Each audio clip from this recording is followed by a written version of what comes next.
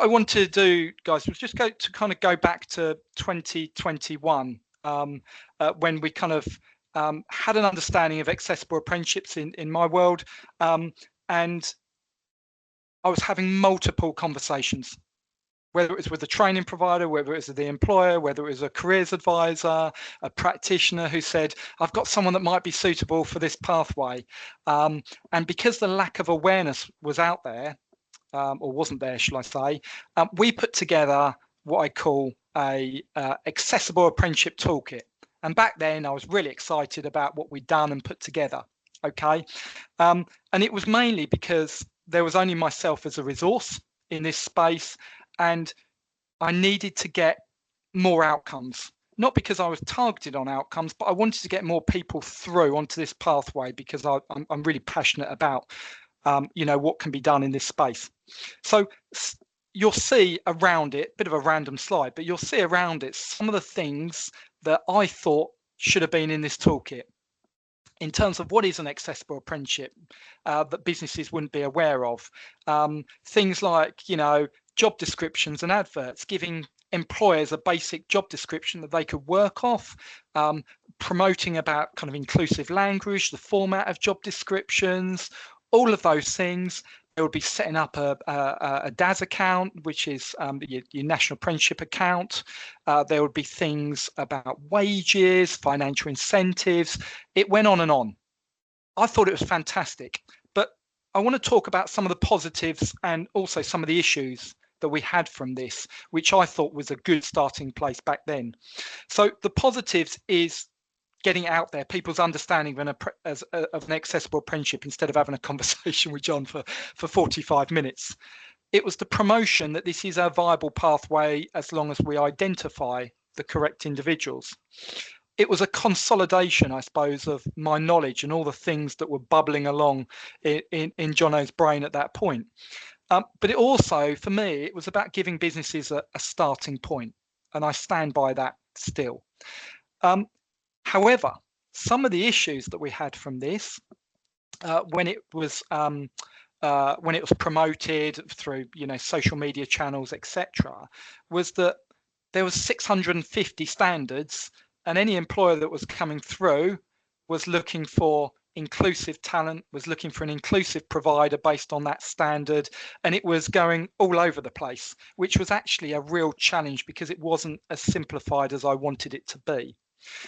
The range of businesses that came through, which would come from maybe one-man bands, SMEs, small medium enterprises, large levy payers, they were struggling to kind of work out the information for them, which also was a challenge. We also talked about the change in guidance and the fact that this had to be consistently updated. And also the different starting points for businesses to come in, and they still wanted a conversation. So my point with this slide really is that as much as we thought, okay, this is a great starting point in terms of having a toolkit that we can get out to businesses, really push forward that business engagement, it actually probably wasn't as beneficial as we thought. And it probably gave employers more questions than actual answers.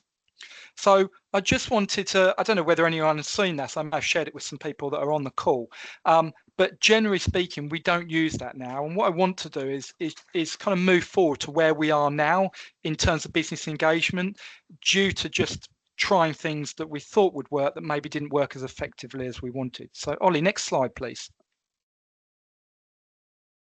Okay, so ultimately, what I wanted to talk about a little bit was some of those challenges we had with our toolkit. We've moved on quite a bit now, or hopefully we have. And what we've realised is that there's 650 apprenticeship standards out there. I can't work with 650 apprenticeship standards across however many training providers that I might have to align people to. It's impossible. So what we wanted to do is a more simplistic offer. So I just want to talk about what we're going to do this year to give you a bit of an insight. So with the new guidance, we know from August 2024, we realised that actually fantastic as it is, they've opened up the guidance to say that as long as you can show evidence, people can come in at a reduced level around maths and English without the need of an education, health and care plan. Fantastic. However, that opens up your pool to be even wider. So what we wanted to do is really focus on those with an education, health and care plan, current or historic. We wanted to focus on Essex-based residents. Okay, get a lot of people coming from the kind of London boroughs wanting maybe to kind of engage with our service, and we wanted to focus on the age group that we knew we could really support, which is 16 to 25. Okay, going forward, what we're planning to do is work in partnership with education and to identify and match individuals to employers. So what we're going to do moving forward is we're very lucky within our team. We have a kind of education coordinator who works with our 32 SEND schools across Essex. And what our plan is that we start looking at how we further identify individuals that can come onto this pathway. What we will then do is we're looking at a cohort this year of around 40 people. Okay, what we will then do is do business engagement through a website platform, which will really promote a starting point for businesses to come to. So whether it's a supported internship business, whether it's a supported employment business, whether it's an anchor, a stakeholder, whoever that may be, we are asking them to come onto the website with the view to connecting to say, we have inclusive talent coming through and we are going to offer a matching service this year between those talented individuals coming through and ultimately businesses that are looking to recruit in certain sectors. So, and we feel like this is the way forward, because what we did notice is we focused very much last year on getting that awareness within our education system, and we've got that now. I think, you know, the amount of interest we've got with individuals and through our kind of careers leads is fantastic. But what we didn't have was enough engagement around businesses. So the website that we're going to launch, hopefully by the end of this month, is about allowing businesses to come into a space where they can learn, explore, and connect. The learn part is for businesses that may be on the start of that inclusive journey, that are just wanting to kind of go, okay, I want to kind of dip my toe in. I want to find out a little bit more about this matching service, okay, and also how you support me as a business. The explore bit is the crucial bit for me. The explore bit is around some of the services that we know are out there, things like access to work. We've also got things like the King's Trust Development Grant that can help with things like uniform, tools, etc., that we use quite a lot. We've also got things like, what else have we got on there? We've got around business training. Okay, and we have an organisation within Essex that does business training for employers. We have things on there about funding for employers. So all these conversations that actually were going on previously that probably came through to me and made me very grey, we're trying to simplify it and put it in a position where businesses can go, I know where I need to go. I understand the Learn, Explore, Connect, and I understand how I can be matched to inclusive talent that's coming out of education to meet some of those skill shortages that I've got as a business. This hasn't gone live yet, and we've already had 10, 12 businesses come through. Okay. The other angle of this is that we're also offering, and it came up in the earlier conversation, we're also offering what I call workplace experiences. So businesses can come onto this website, they can click on either workplace experiences or accessible apprenticeships, and the workplace experiences is about making sure businesses feel comfortable in terms of engaging with education. Now that could be anything from a tour of the school and understanding the talent that's within that school and how it could be of use to obviously some of those pathways to employment. It could be a careers insight day. It could be employability skills, CV support, interview support. It could be a tour of their business. But what we're trying to do through this website is allow businesses to come in at a space where they feel comfortable at, and then we expect I suppose the transition from feeling a bit more comfortable in that neurodiverse space to then starting those pathways to sing, whether it's a support internship, whether it's an accessible apprenticeship, and we're even looking at entrepreneurship, okay, as a possible opportunity. So I suppose just to give you a bit of an idea, the offer, like I said, was going to be a 16 to 25 service. It's going to be for those with an education, health and care plan, Essex residents, and we're only offering 50 apprenticeship standards. I say only, it's still a good number, across 10 industries, ranging from things like early years, through sports coaching, through business admin, customer service, some of the general ones, but also some of the practical standards that a lot of our SEND young people enjoy: greenkeeping, animal care, horticulture, etc. And we're hoping that it gives a plethora of suitable standards. It won't be fit for all, but it's a really nice mixture of standards across 4 inclusive training providers. A bit of a plug for Dynamic. They're one of those training providers, but we're also working with 3 others that we feel are in this inclusive space to be best placed to support those individuals that are coming through to them. Okay, next slide, please, Ollie.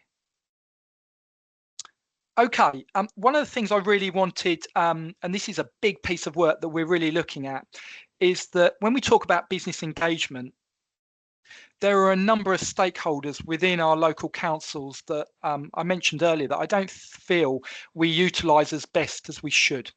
Okay, so I think we tend to look at things as how we can help them in terms of some of these stakeholders, but what should happen, I believe, is how they can support us in terms of some of our work. So people like, and I'll give you some examples. I've got a few examples written down here. So our anchor networks, I'm really in a space at the moment through my current work where I'm putting pressure on some of those anchors. Okay, and that could be the police, the NHS, the fire service, district councils, university, or even our education system. About actually, they've all got skill shortages as well, struggling to recruit people. They all want to come into this inclusive space. How can they? And I think the website or the concept about bringing education and business together fits into what they're trying to do. So I think when you look at some of those stakeholders, they are huge. And when we talk about 4.9% as a disability employment rate, we can improve on that. But this is about joining the dots in terms of some of the wider work.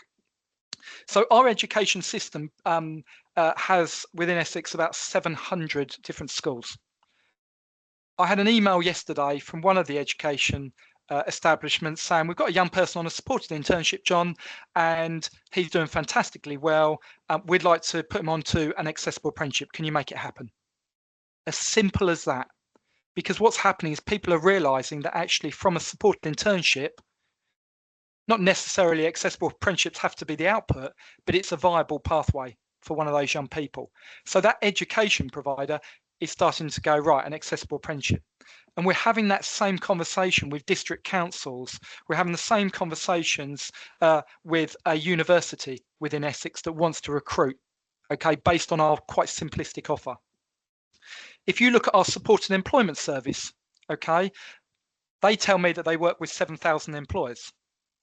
I take that with a bit of a pinch of salt because they've probably had different levels of engagement with that employer. But actually, there's a huge opportunity there when we go out and talk about supported employment. Those businesses might not be able to afford the financial commitment of a supported employment or supported employment. But actually, is an apprenticeship maybe another option that the business consider? And actually, instead of going with what I call an isolated offer sometimes, this is where the pathways and going to businesses and using those businesses to say, actually, this is what we can offer. This is under the umbrella of what we can offer. And I think there is a huge opportunity in that supported employment space to promote accessibility within apprenticeship for those businesses that are also struggling in this recruitment space. Training providers, okay, amount of training providers I speak to all have businesses. those businesses could connect with that website.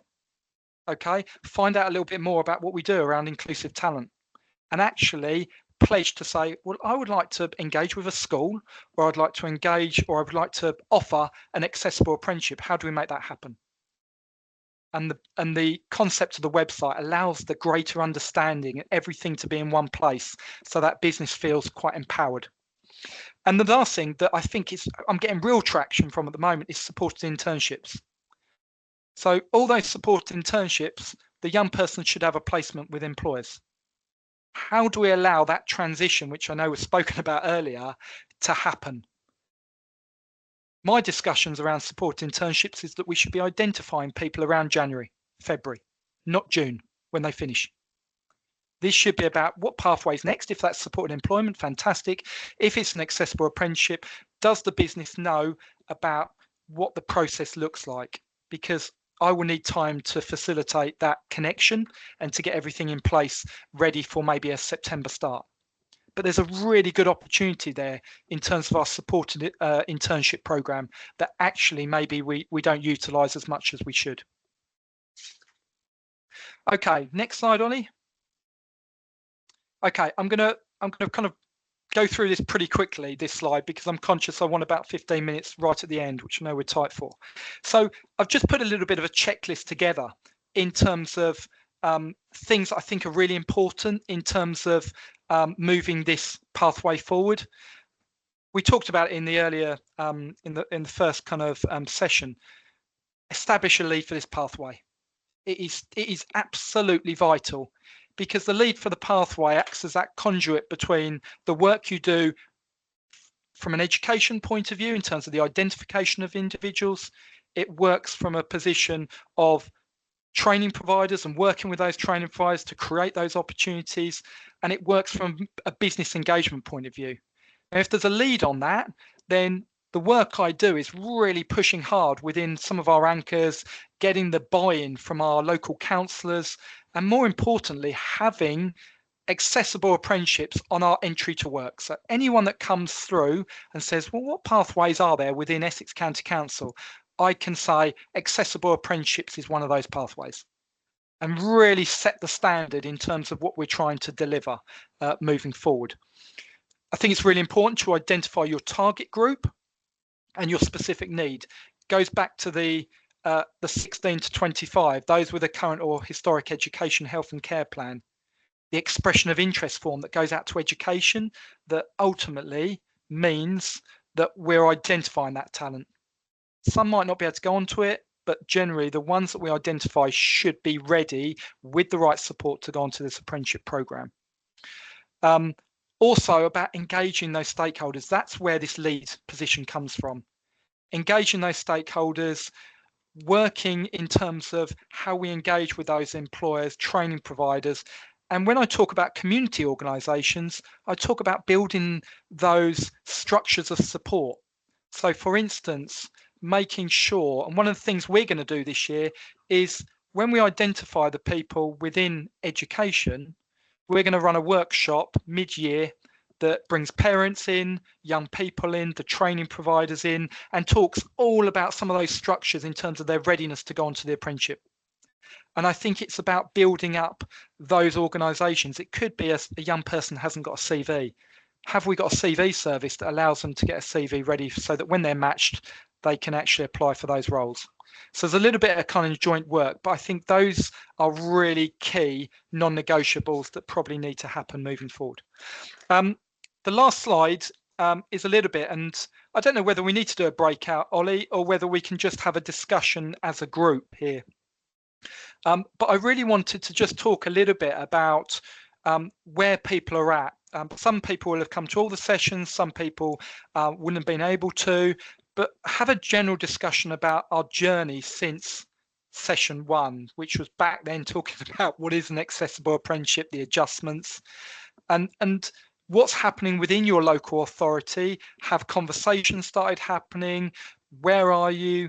Is there things you need moving forward that maybe we haven't discussed, or support that actually maybe Ollie can take back to Education Training Foundation for another workshop to happen. And maybe sharing lastly some of those good practice of things that maybe are moving, albeit a little bit slowly sometimes, within your own organisation, wanting to come into this accessible apprenticeship space. So I'm going to pass it on to the wider group now, just a general discussion about some of those key points and any questions you may have that hopefully I can answer.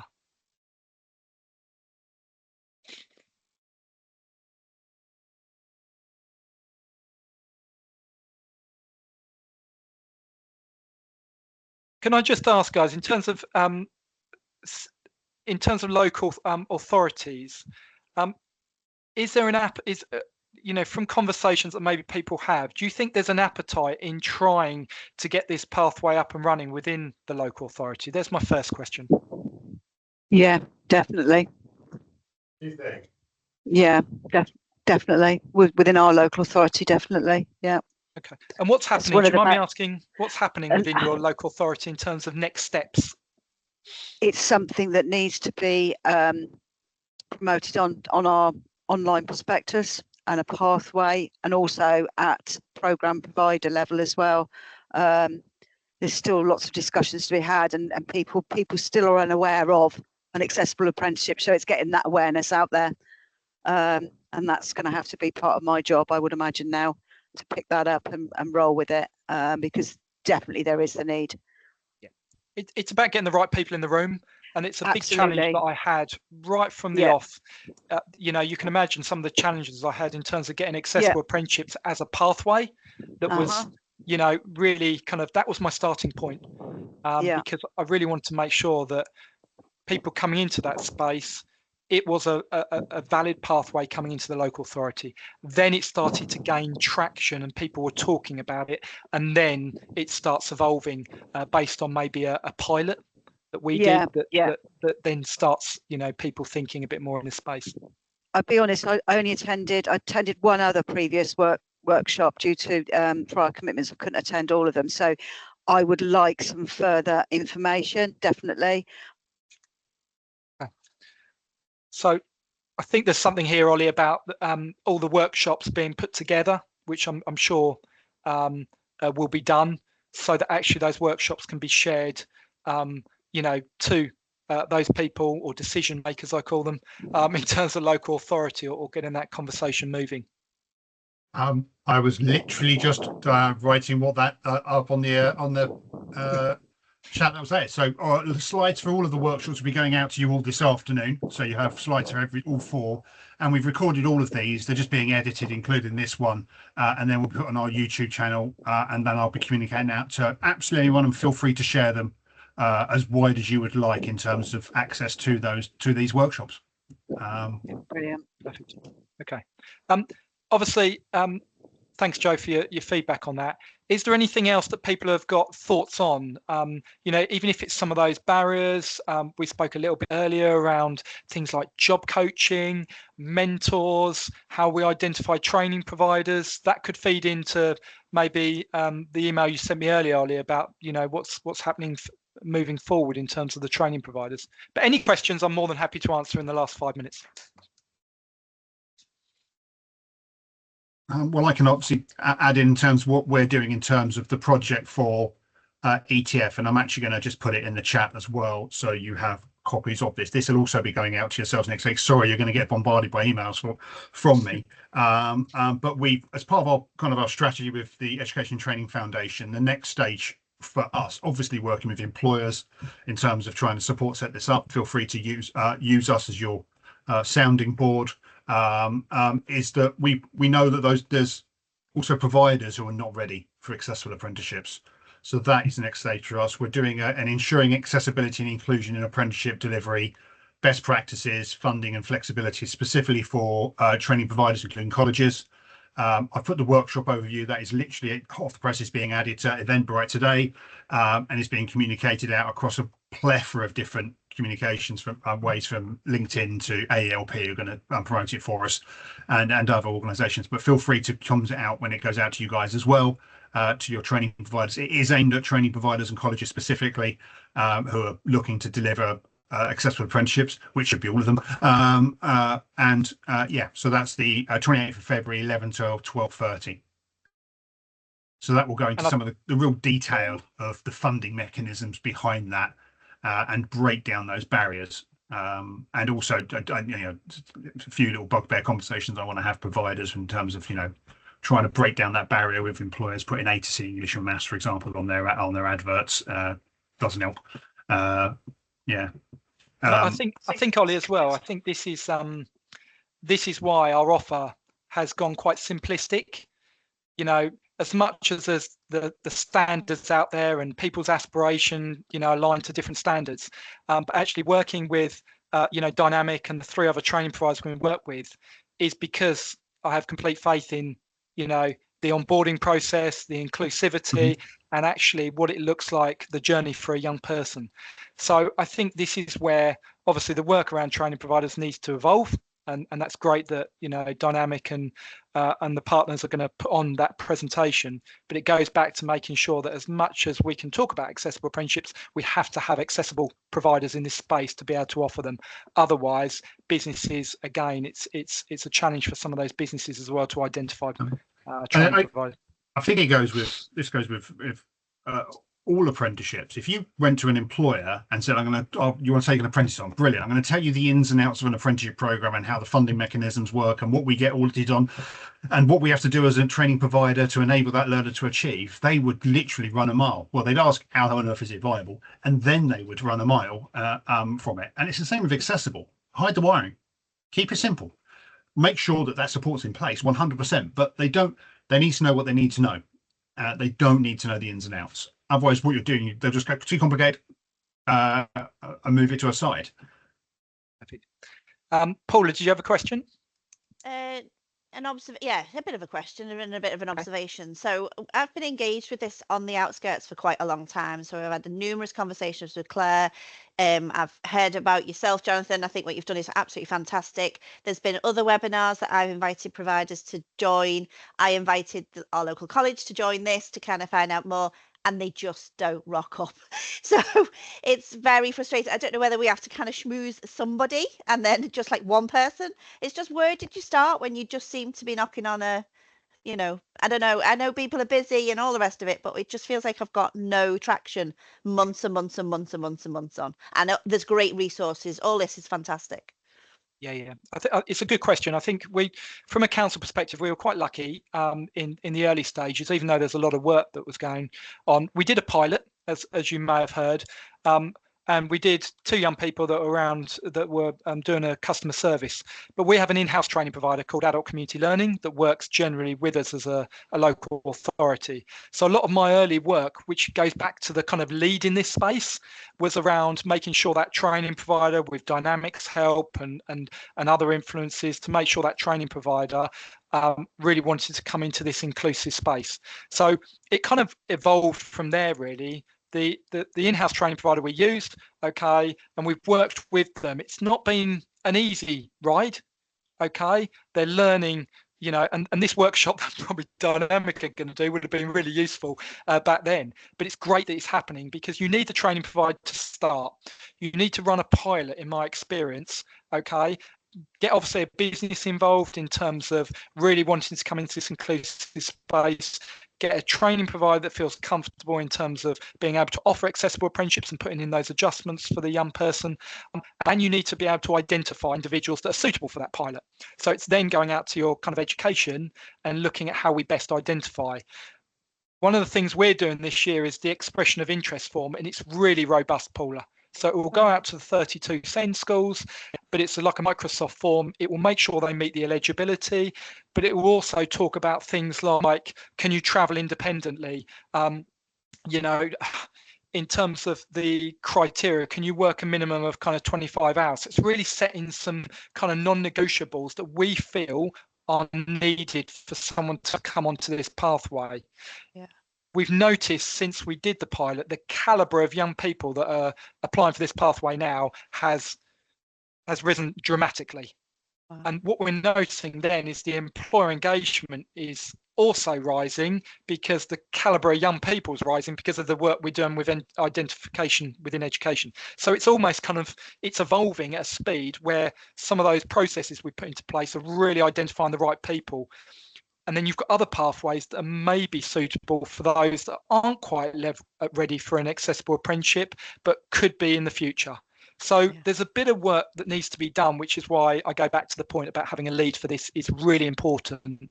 But the cost saving of putting a young person with a disability into an apprenticeship far outweighs the cost of actually having someone in this place. It's worlds apart. From the provider side, I definitely hear what you're saying. I've seen this, Paula. I think it's going back to, it's actually similar to with the employer in that we made a mistake as a provider about a year and a half ago of trying to do this kind of activity before in terms of getting providers together to talk about accessible apprenticeships, and 3 providers turned up and it went out to all 2,000. And the reason why is that we were talking to those providers at our level of understanding. You know, we're instinctive, trying to be instinctively inclusive. We have a passion for inclusivity is driven hard at the top down, but not all providers do. So for them, they're thinking it's business. What's the business sense? What's in it for me? They're all businesses. And so it's very much more about, look, this is not about, this is something that's coming. This is here now. 30% of the whole thing about 30% within by 2023, 2030 and neurodiverse. We're already seeing that. We've been doing Cognisys for 4 years, and every year it has shown 30% of our learners are neurodiverse. And our learners are predominantly 25 plus. So that's already there. So therefore, this is about improving your success rates, improving your retention and achievement of learners, and ensuring that you're putting those systems in place. It's not just about learners with education and healthcare plans. It's about learners who you've got on your books and are basically, unfortunately, you're going to fail them because you are not putting those things in place, and therefore they won't achieve. Basically, that's a different language. Talk to them in their own language, isn't it? When it goes back to that language, it's money. There is money here to support, and the more people you achieve, the more money you get. And it goes back to that completion rate, doesn't it, Ollie, around apprenticeships? That's simple. Which is what I think it was when I went to a conference, about 52%, and that's mainstream. That's not even SEND. So it's businesses training providers are going to have to come into this space because of those things that Ollie mentioned around neurodiverse and things like that. It's already happening, and actually businesses are also going to have to come into that space. So the whole point of that kind of place to go for businesses and training providers is why we've done it, because ultimately it's going to have to happen. Thank you. Okay, we're there, Ollie. We're 2:00. Real. So we've talked about next steps in terms of where we're going. As I've put up before, as reflective practitioners, please do complete the survey. I'll also put it in the email that goes later. I know the Education Training Foundation are keen to get feedback from the employers that we've been engaging, including yourselves, obviously, because that helps in terms of DfE understanding the value of these programs, and obviously if they're going to fund them going forward. The funding for ETF currently stops at the end of March. That doesn't mean this project's not going to stop. There's too much work to do and activity, but we're waiting for ETF to let us know what the next steps are. If anybody does want to connect, Ollie, with me, I think the next page was just my LinkedIn. It's probably the easiest way of getting hold of me, to be honest. So if anybody did want to have a separate conversation, obviously feel free to contact me. If I can help in any way, then I will try my best. And exactly the same. You'll find me on LinkedIn. There ain't many of me, and it looks like me. So, yeah. Lovely. Thank you ever so much, everyone, for all your time. And hopefully we can push this inclusive conversation forward. Brilliant. Thanks, Owen. Thanks again to Jonathan for leading on these presentations. It's really, it's been amazing. So thank you. Lovely. Thank you all. Take care, all. Thank you. Thank you so much. Bye. Thank you. Thank you.